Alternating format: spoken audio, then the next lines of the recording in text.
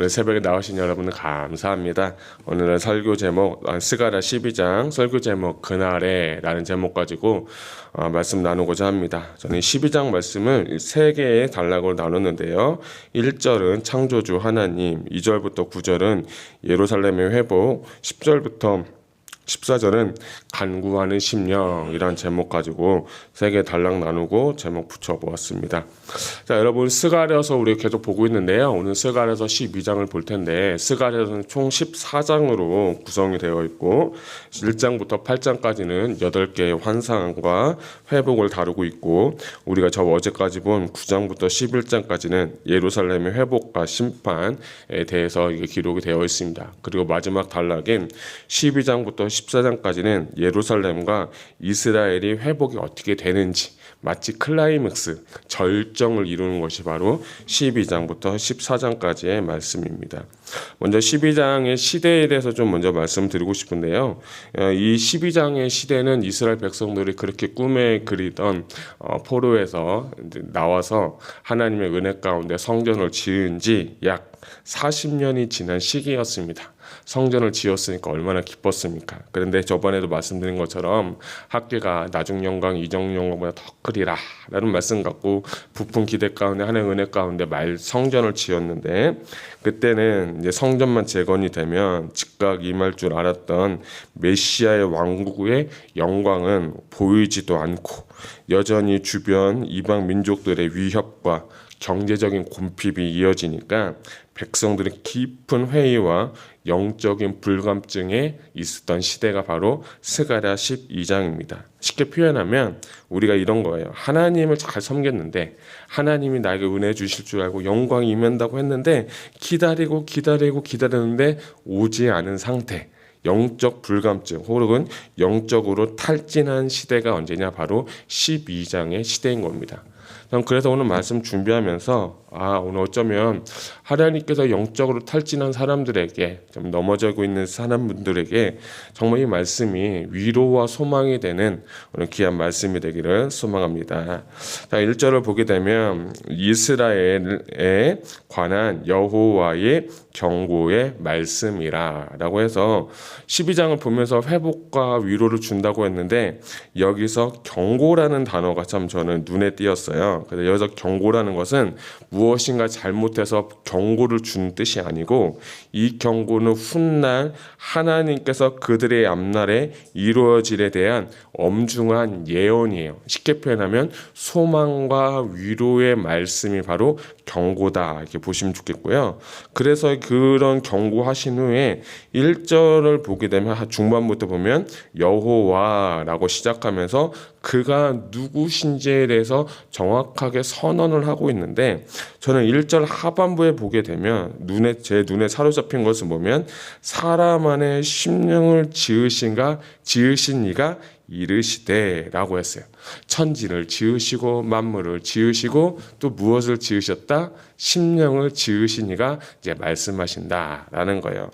여기서 심령이라는 것은요 히브리어로 루아흐라고 하는데 하나님의 영이에요. 혼이나 생각이나 마음이 아니라 하나님과 인간이 교통할 수 있는 그 영을 주셨고 근데 이 영이 또 어디에 나오냐면 한번 볼까요?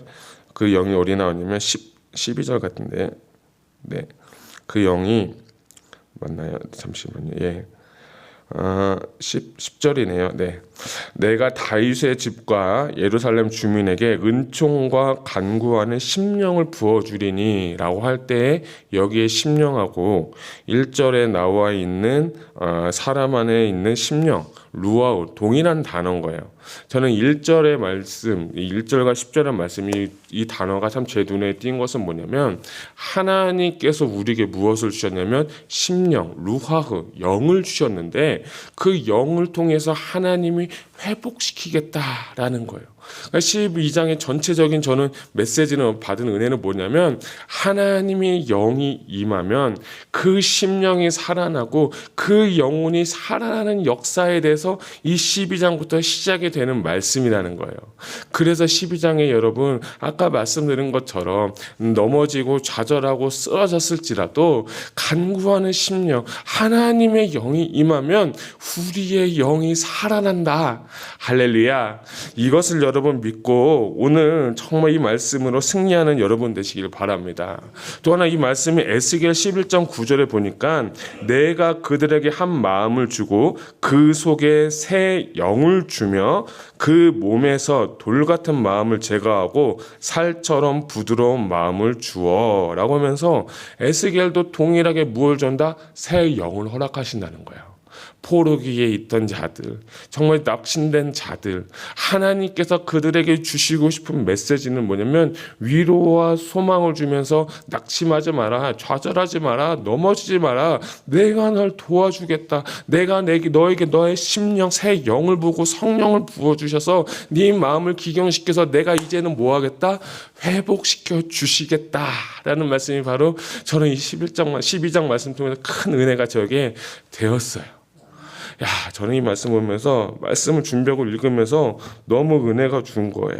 그래서 10장 아까도 보니까 그 속에 주고 그 영이 임하니까 간구하는 심령이 살아나게 된다. 하나님을 찾는 심령, 기도하는 심령, 말씀 보는 심령, 하나님 앞에 예배하는 심령으로 우리를 살게 한다는 거예요. 우리가 왜 이 새벽에 기도합니까? 우리가 이 새벽에 와서 왜 말씀을 봅니까? 우리의 영이 살기 위해서 하나님은 오늘 우리에게 은혜의 수단을 통하여서 기도와 말씀과 예배와 찬양과 그 모든 은혜의 수단을 통해서 하나님은 우리의 영을 살리시기를 원하신다는 겁니다. 그 원뜻을 여러분 발견하시기 바랍니다. 자, 2절부터 8절까지 보게 되면 이제 이스라엘 백성들을 회복시키겠는데 특별히 이거는 저는 마지막 때의 이스라엘의 회복에 대해서 말씀하고 있어요. 하나님께서 정말 예루살렘을 중심으로 공격하는 이방인의 전쟁을 하나님께서 꺾으시고 승리하게 하시겠다라는 말씀이 바로 2절부터 8절이에요. 그래서 이 2절부터 8절의 예루살렘의 공격은 에스겔서도 나오고 요한계시록에 나오면서 곡과 마곡의 전쟁, 아마겟돈의 전쟁, 이런 모든 전쟁에 대해서 이야기하면서 하나님께서 그들을 어떻게 하시겠다? 승리하게 하시겠다라는 거예요. 성령님이 임하시니까 하나님의 영이 임하니까 우리가 패배하고 좌절하고 넘어진 것 같지만 하나님이 우리를 어떻게 하시겠다? 친히 싸워서 이기게 하시겠다라는 거예요. 그의 고백이 뭡니까? 5절 한번 우리 같이 읽어볼까요? 우리 5절은 같이 읽겠습니다. 시작. 유다의 우두머리들이 마음속에 이르기를 예루살렘 주민이 그들의 하나님 만군의 여호와로 말미암아 힘을 얻었다 할지라. 아멘. 저는 이 5절의 고백이 우리 신앙생활의 고백이 되는 거예요. 내가 잘해서, 내가 힘이 세서, 내가 지혜로워서 전쟁에서 이기고 무엇인가 해서 승리하고 정치한 게 아니라 진짜 이들의 고백은 우리는 아무것도 할 수 없고 연약하고 힘들지만 하나님이 친히 임하셔서 하나님이 대신 싸우셔서 우리가 그 여호와로 말미암아 승리하였다라는 것이 하나님께서 기뻐하시는 고백이라는 거예요. 다윗을 보세요. 다윗은 가는 곳곳마다 전쟁에서 이긴 거예요. 물맷도 5개 가지고도 골리앗을 깨뜨렸고 그가 법궤를 가지고 나가는 곳곳마다 하나님께서 어떻게 했습니까? 전쟁에서 승리하게 하시고 그 지역의 영토를 다 차지하게 하시면서 하나님의 임재, 하나님의 영, 하나님의 영광이 임하니까 그에게 부와 명예와 권위까지도 하나님께서 허락하셨다는 거예요. 그래서 시편 24편 8절에 이런 말씀이 있어요. 영광의 왕이 누구시냐? 강하고 능한 여호와시요 전쟁에 능한 여호와시로다. 여러분 우리 인생은요 어떤 전쟁 같아요. 가정에서도 전쟁 같고 직장도 전쟁 같고 비즈니스도 전쟁 같고 관계도 전쟁 같고 사역도 전쟁 같고 삶도 다 어떻게 보면 전쟁이에요.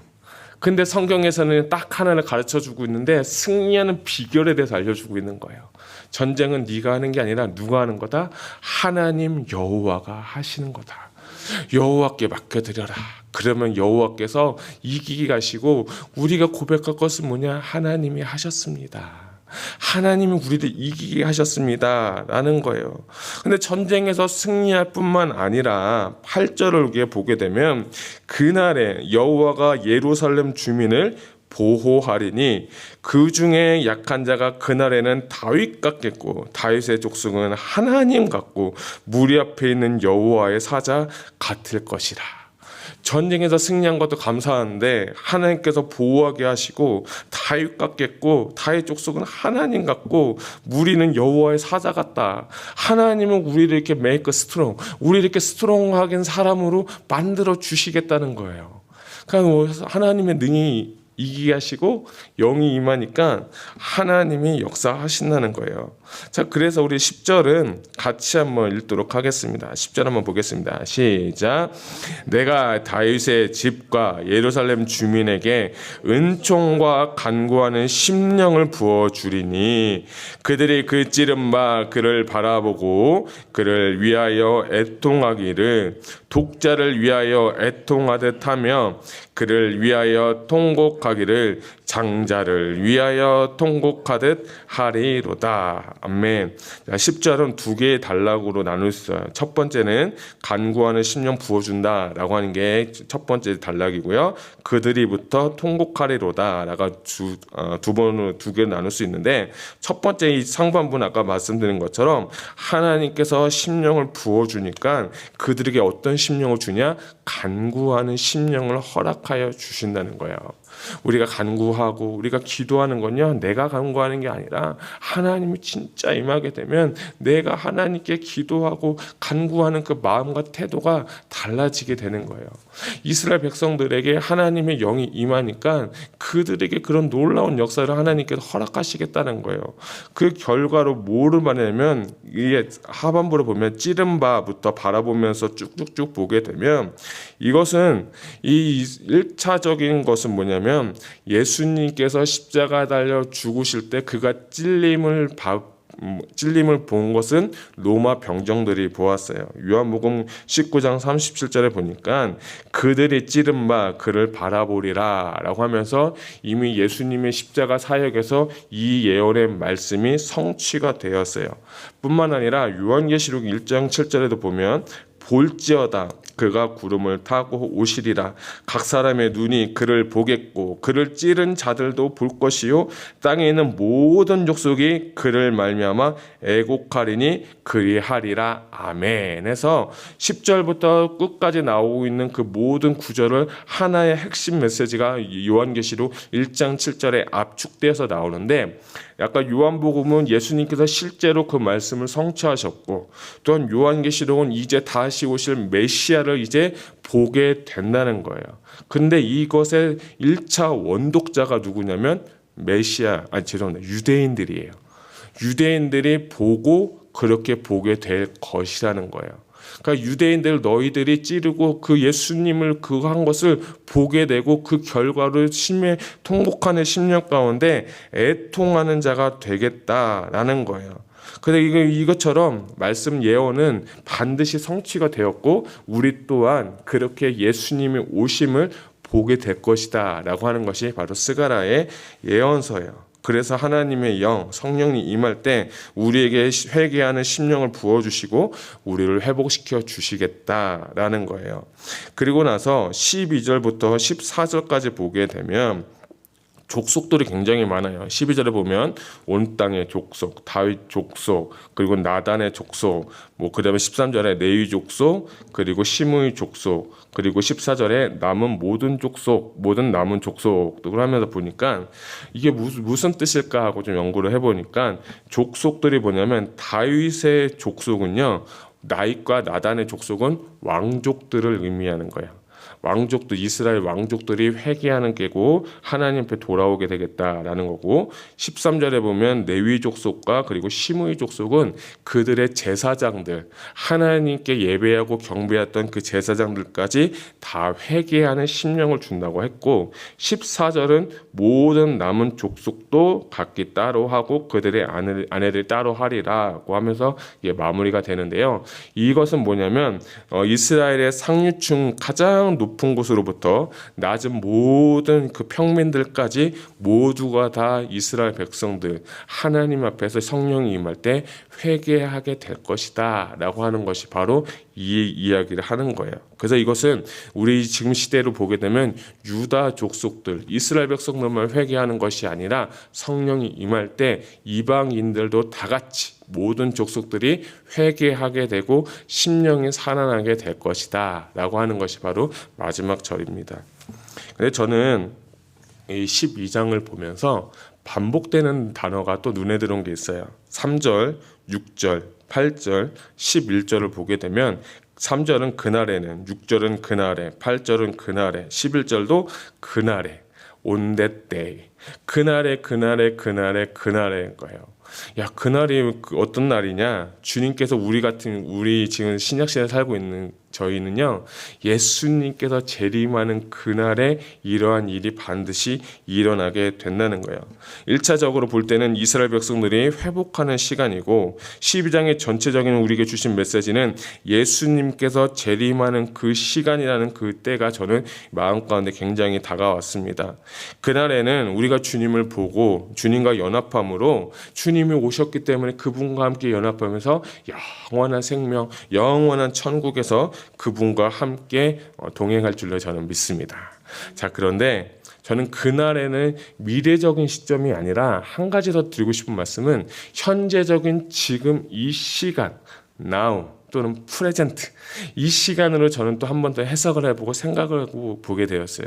그건 뭐냐면, 서두에도 제가 말씀드린 것처럼 주님의 일을 하다가 어렵고 힘들고, 또 사람과의 관계, 주님과의 관계, 영광이 온다고 했는데 오지도 않고, 모두 힘들고 어려운 그 시간에, 그날에를 저는 그 시간, 바로 지금 이 시간에 간구하는 심령으로 하나님께 부르짖을 때에 우리의 마음 가운데 성령님께서 임하실 줄 저는 믿습니다.